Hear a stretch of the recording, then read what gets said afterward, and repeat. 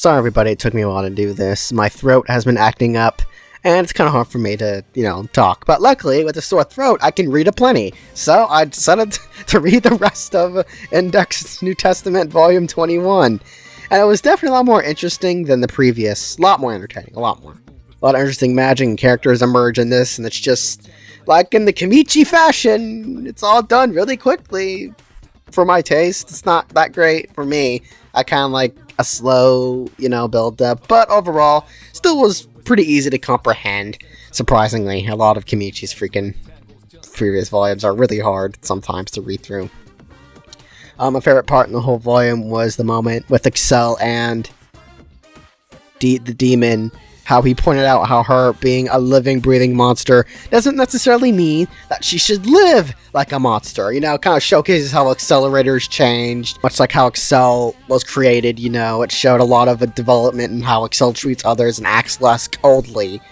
The whole Golden Cabal coming back to life was interesting, and Alistair now being an angel was quite the surprise also. Kind of excited to see where that's gonna go.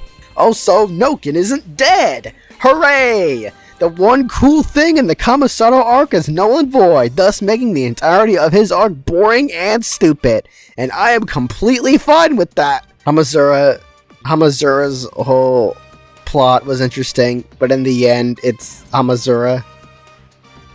So it was The Misaka and Shokuho dialogue was honestly pretty great. Want more of that, please. Speaking of which, Misaka's dad was also in this. That was kinda cool. The ending was pretty hype as well. Toma fighting a demon. This is a great setup to his nickname, the one who purifies God and slays demons. He purified Othnius, so now it's time to slay a demon. Kind of excited to see if anyone will lend a hand like Excel or Hamazura. Kind of want a group effort here, but regardless, I'll be fine with Toma fighting alone also.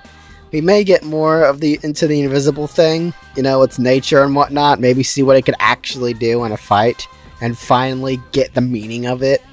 Overall, this volume was quite a read. A lot of action, a lot of side plot happening.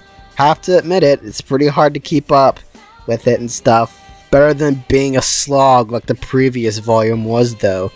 Regardless, still pretty decent volume.